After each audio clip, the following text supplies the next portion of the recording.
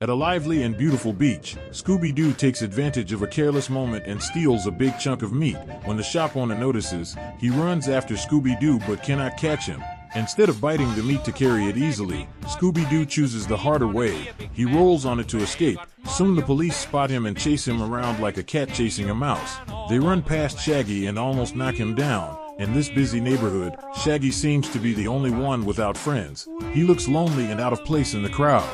Meanwhile, the police chase Scooby-Doo all the way to the beach but lose track of him. It turns out Scooby-Doo is hiding. Disguising himself in the piece of meat as two piles of sand. Unfortunately, Shaggy doesn't know about this. He imagines the piles of sand to be two friends of his own imagination and starts talking to them. He confides that he has no friends, that he plays soccer alone, goes to school alone. Almost everything in his life he does alone. Hearing this, Scooby-Doo feels sorry for him. When Shaggy finally sees Scooby-Doo, he happily shares half of his sandwich, but Scooby-Doo dislikes it because it is filled with marshmallows and sweets. Luckily, Scooby-Doo is kind enough to share his stolen meat, and that is how their half-salty, half-sweet sandwich comes to life. As they enjoy eating together, the same policeman appears and tries to take Scooby-Doo away. Quick-witted Shaggy claims that Scooby-Doo is his dog. The policeman seems doubtful and asks the dog's name. Shaggy notices the name printed on a bread box nearby and quickly answers Scooby-Doo. Thanks to that, he manages to protect his new friend. From this moment, the friendship between Shaggy and Scooby-Doo begins. Later, Shaggy brings Scooby-Doo home and shows him his room. The walls are covered with superhero posters and models, especially his favorite hero, the Blue Falcon, a falcon-winged hero with a partner named Dynamite. Shaggy also buys a collar for Scooby-Doo to mark him as his dog. Because today is Halloween, the two quickly put on costumes and go trick-or-treating. Scooby-Doo, bold as ever, chooses Rigby's house, which is a creepy place that looks like a witch's haunted home. Shaggy almost bursts into tears at the sight of it. Just as they try to turn back, two bullies appear and steal Shaggy's candy, throwing it inside the haunted house. Luckily, Fred, Velma, and Daphne show up. Fred suggests going inside to get the candy back, even with more friends around. Shaggy and Scooby-Doo are still terrified, telling themselves this will be the first and last time they step into such a place. Inside the house, the air is dark and cold. The bag of candy lies on the floor.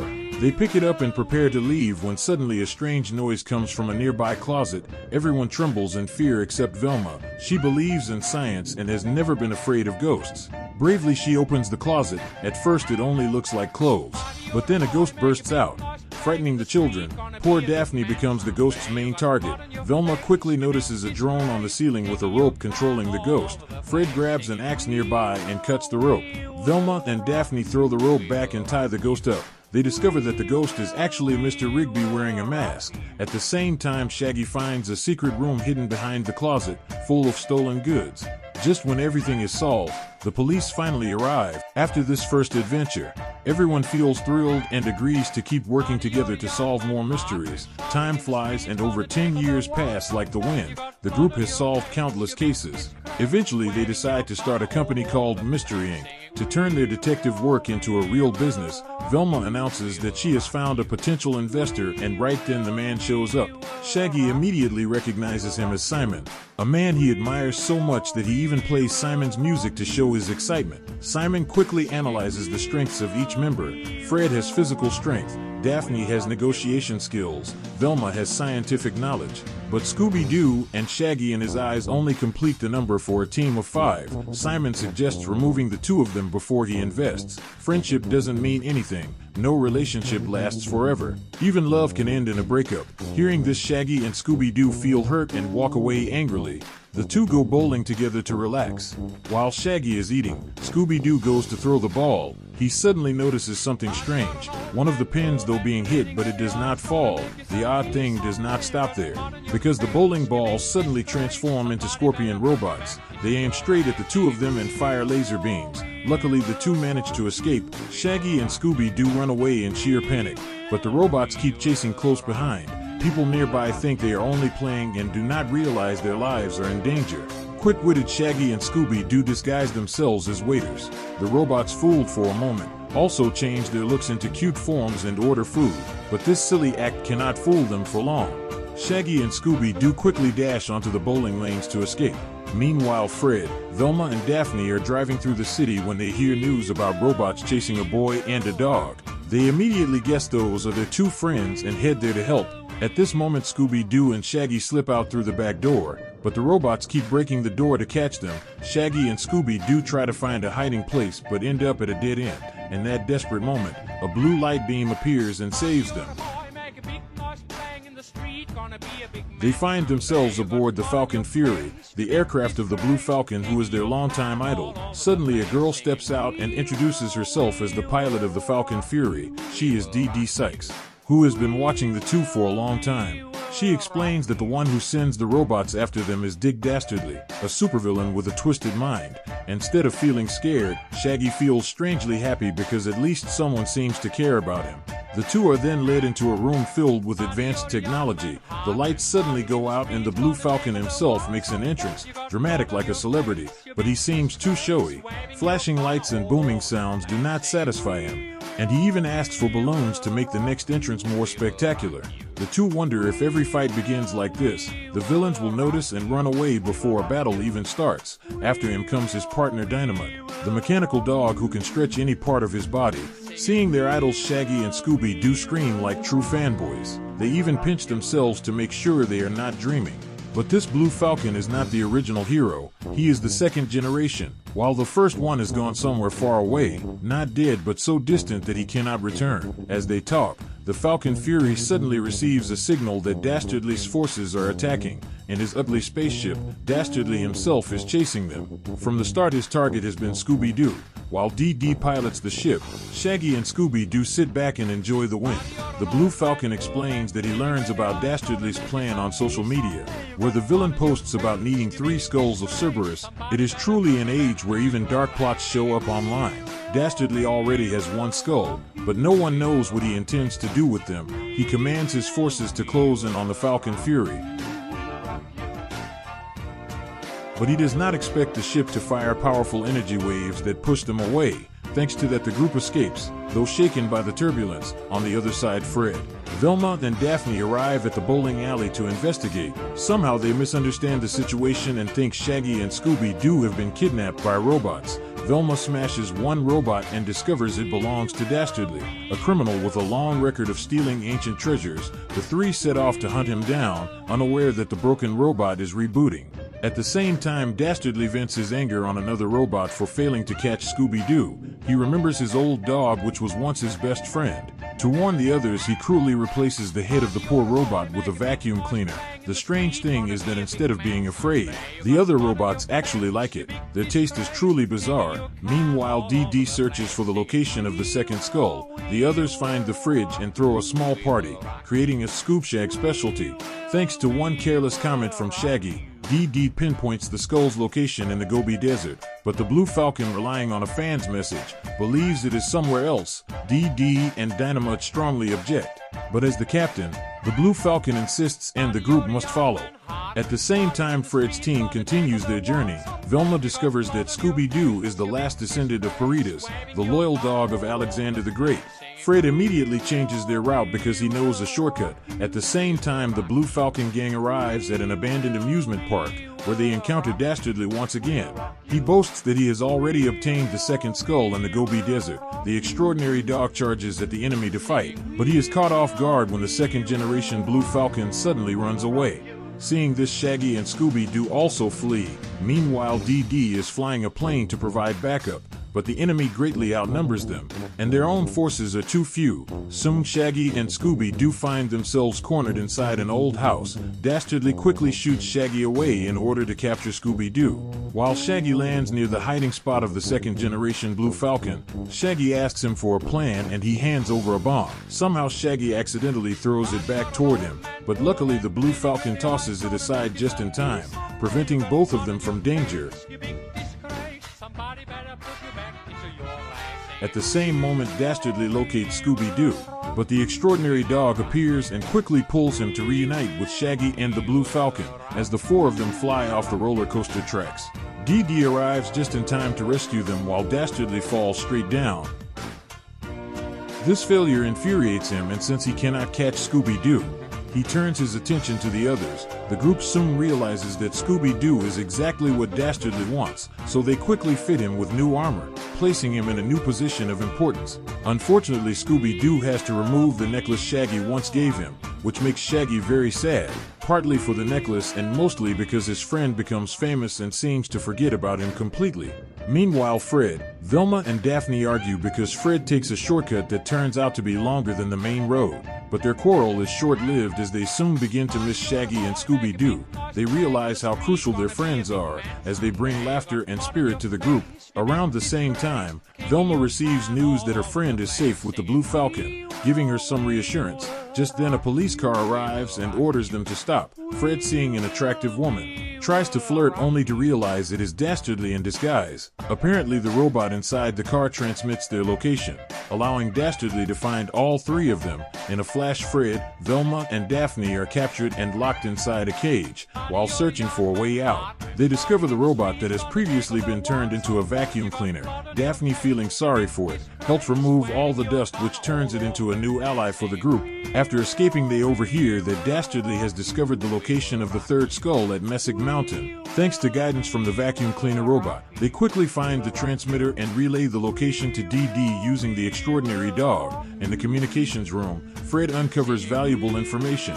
Dastardly plans to use Scooby-Doo to open the gate to the underworld, where Emperor Alexander hides a vast treasure. Across the wall they see a picture of a dog named Mudley, seemingly worshipped. At the same time, Dastardly discovers them, and for some unknown reason, he recounts the story of his close companion Mudley. Years ago, the two of them opened the gate to the underworld together, and Mudley goes in first to retrieve the gold, but he cannot return because the gate is one way. Of course, some details are altered to make Dastardly seem less cruel toward animals. Dastardly then splits the group in two.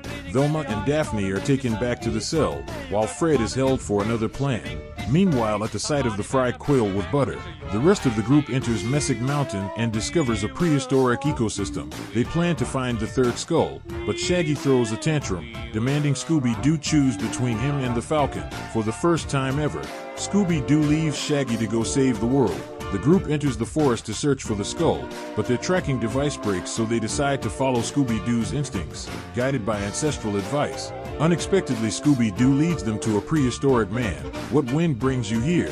We need to find a dog-shaped skull to save the world. I think I know one. Go check if it is the right one." With it, he leads the way for the Blue Falcon and Scooby-Doo. Meanwhile, Shaggy returns to the ship and notices that the necklace he once gave Scooby-Doo has been thrown away. He quietly picks it up, feeling the weight of old memories, and slips it back into his pocket.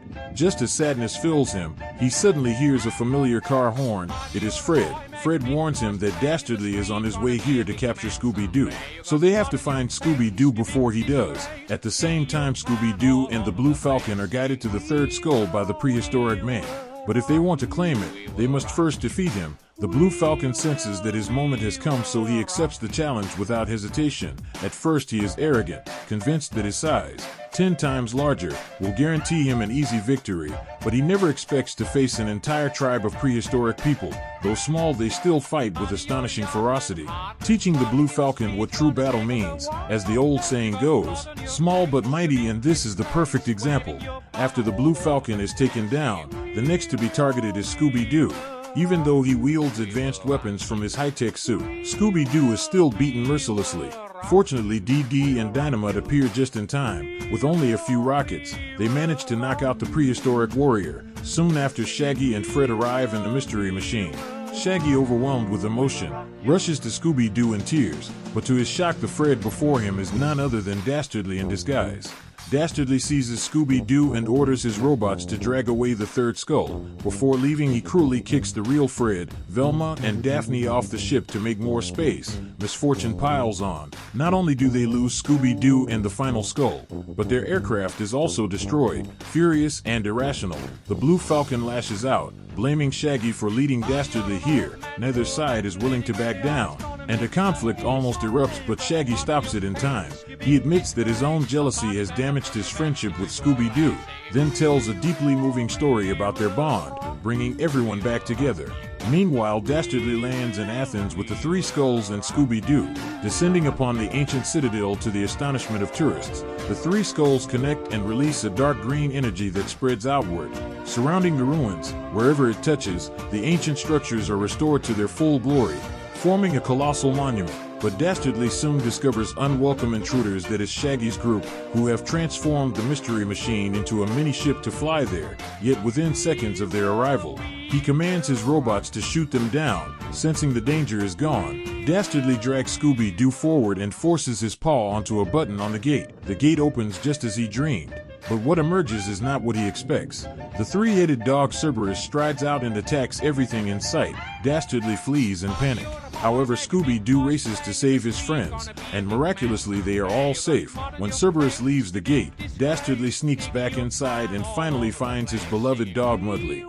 For the first time, Mudley sees his master crying for him, so he pretends to be dead just to prank him. Once Dastardly realizes the truth, the two quarrel like cats and dogs. Yet beneath their bickering lies a fierce loyalty and love. Meanwhile, Scooby-Doo's group hides inside a giant jar, trying to figure out how to keep Cerberus from entering the city. To their horror, they realize they have forgotten Fred outside. At that very moment, Fred makes a bold decision. He will become Captain America to avenge the Mystery Machine. Burning with determination, Fred charges straight at Cerberus, but with a single swipe of its paw, he is thrown aside. The scene is almost comical. Seeing their friend tossed away, the rest of the gang leaps forward to help. Backed into a corner, Shaggy proposes splitting into two groups. One will distract Cerberus while the other finds a way to close the gate. Daphne plans to use a Scooby snack to divert Cerberus, but Scooby-Doo accidentally eats it. Just when hope seems lost, Dynamite joins the fight. Yet how can one head compete with three? Luckily, a robot with a vacuum cleaner head comes to their aid, rallying the other robots to fly in and battle Cerberus together. While everyone is still busy fighting, the second-generation Blue Falcon tries to call for backup. Dynamite steps in before he can finish and reminds him that everyone has their own way of becoming a hero. He points toward Shaggy and Scooby-Doo, who stand as the clearest example. Even though fear is written all over them, they continue to rise to their feet and fight for the sake of their friends. The Blue Falcon cannot bear to let Shaggy and Scooby-Doo keep drawing all the attention, so he throws himself into the battlefield. It is his first time using the suit, and at the beginning there are some technical glitches that make him stumble, yet only a moment later he regains control and defeats Cerberus, manages to save the two unlucky boys. Meanwhile, Dastardly finally accomplishes what he has been after. He rescues Mudley, scoops up a pile of gold, and makes his escape. Velma keeps trying to figure out a way to close the gate, but her efforts lead nowhere. At that very moment, Fred pulls out a piece of paper he had secretly taken from Dastardly's ship. The paper reveals that the gate can only be sealed through a genuine bond of friendship between a human and a dog. When Shaggy and Scooby-Doo realize that the paper is talking about them, they quickly team up and push Cerberus back into the gate. This leads to the hardest choice of all, because one of them must stay inside while the other remains outside to close it. Neither of them is willing to let the other go, so they argue, each trying to take the sacrifice upon himself. The struggle ends when Scooby-Doo glances away for just a moment, giving Shaggy the chance to slip inside. Shaggy turns back and says goodbye to his best friend. Scooby-Doo is devastated, but he knows he has no other choice. He seals the gate, and with it the entire scene disappears, taking Shaggy along. The group falls silent in grief as they mourn Shaggy's sacrifice. However, suddenly a statue of Alexander the Great and his loyal dog appears out of nowhere. Perhaps Alexander decides that Shaggy eats too much and is impossible to feed, so he sends him back almost immediately. The farewell barely lasts 3 seconds. Leaving no time for sadness, Shaggy returns and fastens the collar back onto Scooby-Doo. Their friendship grows even stronger. Velma then realizes what should have been obvious all along. Shaggy and Scooby-Doo are the heart of the team. Just when it seems the story has ended, another twist arrives. The robots capture Dastardly and Mudley and drag them away. When the gang unmasks Dastardly, they are stunned to see that he is actually Mr. Simon. The surprise deepens when they peel off another mask hidden beneath. From the very beginning, it would have been far simpler if he had never bothered with disguises at all. After everything is over, the gang opens a detective agency of their own, devoted entirely to solving mysteries. The Blue Falcon team arrives to congratulate them on this new beginning.